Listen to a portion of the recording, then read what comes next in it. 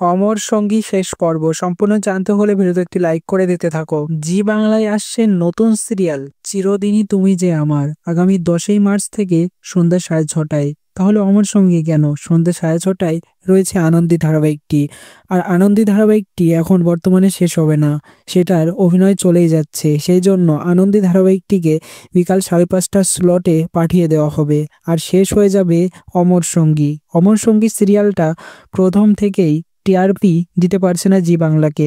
5:30টার slot কোনো মতেই lead করতে পারছে না, সেই জন্যই তো তার টাইম স্লট চেঞ্জ করা হয়েছিল।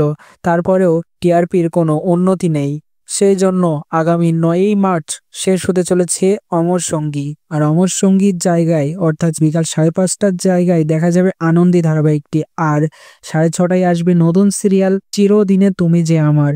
তো অমর সঙ্গী স্ত্রী রাজকে একসঙ্গে বেশ দারুণ লাগতো, অনেকেই তারা পছন্দ করত।